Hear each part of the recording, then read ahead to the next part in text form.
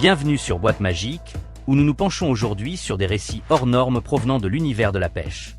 Qu'ils naviguent en haute mer, qu'ils jettent l'ancre dans des zones isolées ou qu'ils explorent le fond des rivières avec des aimants, ces pêcheurs ont vécu des découvertes si étranges et troublantes qu'on en vient à se demander si nos océans et cours d'eau ne recèlent pas plus de mystères qu'on ne l'imagine.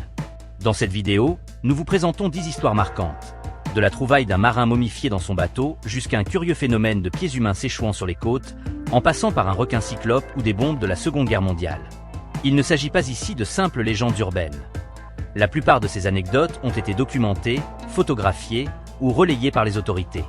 Alors, installez-vous confortablement et explorons ensemble ces rencontres et découvertes qui soulèvent plus d'une question.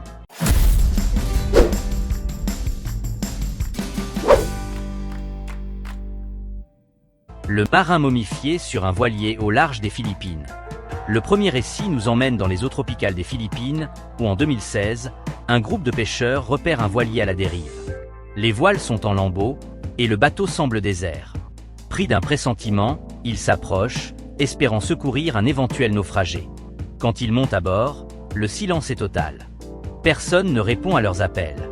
Ce n'est qu'en pénétrant dans la cabine qu'ils font une découverte glaçante. Un homme, assis devant un bureau, un bras tendu vers la radio, comme s'il avait tenté d'appeler à l'aide au dernier instant. Son corps, remarquablement préservé, ressemble à une momie, la peau desséchée par le sel et la chaleur. Il porte encore ses lunettes de soleil, figé dans un silence éternel. Les papiers retrouvés à bord et l'autopsie permettront de l'identifier.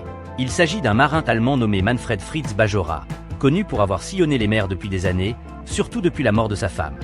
Les autorités concluront à une crise cardiaque, survenue probablement plusieurs semaines à couverte. Grâce au climat et à l'air salin, son corps ne s'était pas décomposé de manière habituelle, donnant cet aspect de momification.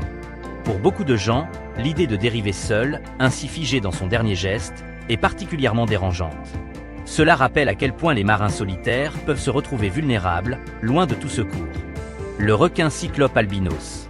La seconde histoire concerne une trouvaille étrange liée à la pêche, mais dans un cadre plutôt commercial. En 2011, au large du golfe de Californie, un requin femelle se fait capturer par des pêcheurs. Rien de surprenant au début, mais lorsqu'ils ouvrent le ventre de l'animal, ils découvrent une curiosité de la nature. Un fœtus de requin, pas plus long qu'une petite règle, dépourvu de toute pigmentation excepté un fond blanchâtre, et doté d'un seul œil central. L'effet est stupéfiant et fait aussitôt penser à un monstre de légende. Des spécialistes de la biologie marine, contactés pour éclaircir cette découverte, expliquent qu'il s'agit d'une mutation rare appelée cyclopie, où l'embryon ne forme qu'une unique cavité oculaire. Le phénomène existe aussi chez l'humain, même s'il est non viable. Dans ce cas précis, le petit requin n'avait aucune chance de survie. La photo de ce bébé requin cyclope deviendra virale sur Internet, tellement la créature semble tout droit sortie d'un film de science-fiction. Pour les scientifiques, c'est un rappel que la nature peut parfois générer des anomalies fascinantes, et que tout, dans les profondeurs, n'est pas encore répertorié. Le mystérieux pêcheur frappé par la foudre. Parfois, des témoignages surgissent de nulle part, comme ce récit partagé anonymement sur Reddit et retiré depuis. Selon l'internaute, son frère participait à des tournois de pêche en rivière.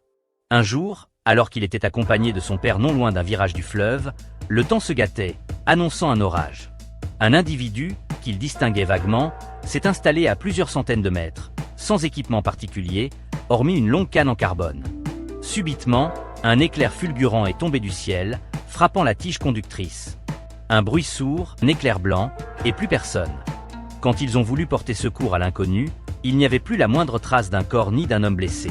Cette histoire, évidemment, suscite l'incrédulité. Est-il plausible qu'une personne soit littéralement vaporisée par la foudre? Normalement, la foudre peut causer de graves brûlures et la mort, mais le corps demeure. Pourtant, ce pêcheur jurait qu'il ne trouva que la canne fendue. Les théories vont bon train. Et si ce mystérieux pêcheur avait survécu et fui dans la confusion? Ou bien s'agit-il d'une invention totale? Quoi qu'il en soit, le récit a fait frémir bon nombre de lecteurs, car être frappé par la foudre en tenant une canne en carbone est un vrai risque, et l'on imagine aisément le drame qui aurait pu survenir. Une grenade retrouvée par un amateur de magnéfishing. Le quatrième récit se passe non pas en pleine mer, mais sur un pont du Kentucky. Le magnéfishing consiste à jeter un aimant puissant relié à une corde pour récupérer du métal dans l'eau. Certains y trouvent des pièces de monnaie, des plaques d'immatriculation, parfois des armes. Or, en décembre 2022, un amateur a remonté une forme étrange, une grenade, toujours fonctionnelle. Aussitôt, il alerte la police, qui encercle la zone, ferme le pont et appelle une équipe de déminage venue d'une base proche. La situation est jugée trop instable pour transporter l'engin. Les spécialistes décident de le faire exploser sur place, provoquant une détonation suffisamment bruyante pour alerter toute la ville. Le pêcheur, sous le choc, racontera qu'il n'aurait jamais cru sortir pareil danger de la rivière. Même les forces de l'ordre admettent que c'est peu commun, bien que pas impossible, car certaines zones auraient jadis servi de dépôt d'armes ou de zone d'entraînement. Voilà qui rappelle à ceux qui pratiquent le magnéfishing qu'ils doivent faire preuve de grande prudence. Le cadavre dans la rivière, raconté sur Reddit. Voici une histoire sombre racontée par un certain Sherbak, toujours sur Reddit, où la pêche se mue en macabre découverte. Son ami aimait pêcher dans un lac isolé. Un jour, il remarque ce qui lui paraît être des os, sans doute un cerf ou un autre animal. Mais en s'approchant, il voit un drap couvrant ce qui semble être une tête. Sous l'étoffe, un crâne humain encore muni de chair sur le visage, partiellement préservé. La police conclut qu'il s'agit d'une fillette. Le pêcheur subit un interrogatoire poussé par le FBI, qui veut s'assurer qu'il n'a rien à voir avec ce crime. L'enquête n'aboutit pas à grand-chose, le corps était déjà en décomposition avancée. 2 ans plus tard, le même homme, encore en pêche nocturne, entend des voix en espagnol, puis un grand bruit de chute dans l'eau. Convaincu qu'il assiste à un crime, il avertit de nouveau les autorités fédérales, qui l'interrogent une seconde fois. Il ignore si une enquête a permis d'élucider l'affaire. Ce témoignage illustre le caractère parfois glauque de la pêche dans des zones reculées, où l'on peut tomber sur les pires traces de la criminalité. Le crâne vieux de 8000 ans découvert au Minnesota. On quitte le registre criminel pour s'intéresser à un simple coup du sort. En septembre 2021, 2 kayakistes explorant la rivière Minnesota profitent du niveau d'eau bas, causé par la sécheresse, pour observer le lit. Ils distinguent une forme osseuse dépassant de la berge, un crâne. Inquiets, ils l'apportent aux autorités, qui d'abord suspectent un récent de disparition. Mais l'examen médico-légal, renforcé par une expertise du FBI, révèle que l'os date d'environ 5500 ou 6000 avant Jésus-Christ. Il s'agirait d'un jeune adulte appartenant à une culture préhistorique. Le trou visible sur le crâne pourrait être lié à un traumatisme ou un rituel. On réalise alors l'importance archéologique de cette trouvaille fortuite. Le bureau du shérif du comté publie un communiqué, expliquant qu'il ne s'agit pas d'une scène de crime, mais bien d'un vestige millénaire. De quoi rappeler que même le fait de pêcher ou de flâner près de l'eau peut mener à des découvertes majeures pour l'étude du passé humain. Les pieds humains échoués sur les côtes. Les habitants de la Colombie-Britannique, au Canada, et de l'État de Washington se souviennent encore de cette affaire lugubre. Depuis 2007, on a retrouvé plus d'une vingtaine de pieds humains échoués sur le rivage, souvent dans des baskets. C'est loin d'être un événement isolé. Les pieds continuent sporadiquement d'apparaître, au point que la population en vient à redouter un tueur en série.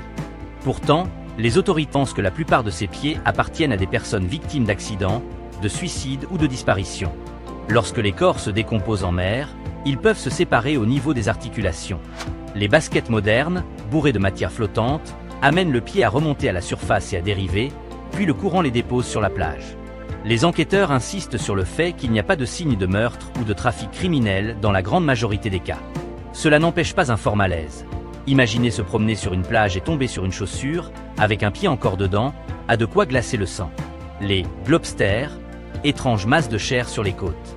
Il arrive que des pêcheurs ou de simples promeneurs tombent sur des cadavres marins méconnaissables, gonflés et déchiquetés, dépourvus de forme précise. On les nomme globsters, des amas de chair informes, parfois recouverts de poils ou d'excroissances fibreuses. L'exemple le plus notoire remonte à la fin du 19e siècle, où un énorme tas de chair échoua sur une plage de Floride, surnommé « monstre de Sainte-Augustine », que certains prirent pour un poulpe géant. Au fil du temps, d'autres globsters ont été répertoriés, en Tasmanie dans les années 60, ou encore au Chili en 2003, pesant plusieurs tonnes. Les analyses finissent souvent par déterminer qu'il s'agit de carcasses de baleines décomposées, dont le squelette s'est désagrégé, ou d'autres animaux marins en état avancé de putréfaction.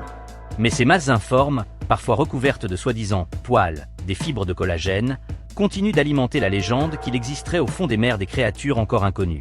Les globsters, par leur aspect grotesque et indéfinissable, fascinent et effraient à la fois. L'énorme œil bleu de Pompano Beach. Terminons ce florilège avec une trouvaille de 2012 à Pompano Beach, en Floride. Un promeneur découvre un grand globe oculaire, de la taille d'une balle de softball, échoué sur le sable, d'un bleu surréaliste. Il le place dans un sac plastique, intrigué, avant de prévenir les autorités. Rapidement, la Florida Fish and Wildlife Conservation Commission récupère l'œil pour l'envoyer en analyse. Les spéculations fusent calmar géant, d'un monstre marin inconnu. Finalement, l'étude conclut qu'il proviendrait très probablement d'un espadon ou autre grand poisson de ce type. Les pêcheurs auraient sectionné la tête et rejeté ce morceau par-dessus bord. L'objet, si particulier, a flotté avant de s'échouer. Les photos, quant à elles, se répandent vite sur Internet, alimentant toutes sortes de théories et de légendes urbaines. Il n'en demeure pas moins que croiser un tel globe oculaire, d'un bleu intense, posé dans le sable, suscite forcément un frisson d'émerveillement mêlé de malaise. Nous voilà au terme de cette longue vidéo où nous avons regroupé ces 10 récits. Tous révèlent à quel point la pêche ou la simple promenade en bord de mer peut confronter l'être humain à des réalités brutales ou mystérieuses, qu'il s'agisse de restes macabres, de créatures aux anomalies physiques incroyables ou d'artefacts militaires. La mer cache des trésors, mais aussi des déchets oubliés, des bombes non explosées, des créatures difformes et parfois des scènes tragiques de disparition. Derrière chaque histoire, se dessine la même constatation. Connaissons à peine les étendues bleues qui couvrent notre planète. Que l'on parle de fosses sous-marines quasi inexplorées ou de biefs de rivières où s'entassent les secrets d'un passé violent, l'eau peut nous renvoyer des bribes d'inconnus. Bien sûr, l'Internet amplifie la portée de ces découvertes, donnant l'impression que l'océan est un vaste cimetière où tout peut surgir. En réalité, la probabilité de tomber sur un crâne millénaire ou sur un crabe muté demeure extrêmement faible, mais elle n'est pas nulle. Chaque pêcheur, chaque promeneur muni d'un aimant, chaque plongeur amateur a une chance, aussi infime soit-elle, de dévoiler l'inattendu. Merci d'avoir suivi cette vidéo sur Boîte Magique. Si ces histoires vous ont intrigué ou donné des frissons, n'hésitez pas à liker et à laisser un commentaire. Laquelle vous a le plus marqué? Certains d'entre vous ont peut-être déjà découvert un objet étrange en pêchant ou en explorant un rivage. Partagez votre expérience. Nous sommes curieux de savoir ce qui se cache dans vos anecdotes personnelles. Et si vous souhaitez d'autres récits insolites, abonnez-vous pour rester connecté à nos prochaines publications. D'ici là, rappelez-vous qu'en mer comme dans les lacs, la réalité peut parfois dépasser la fiction. À bientôt pour de nouvelles découvertes.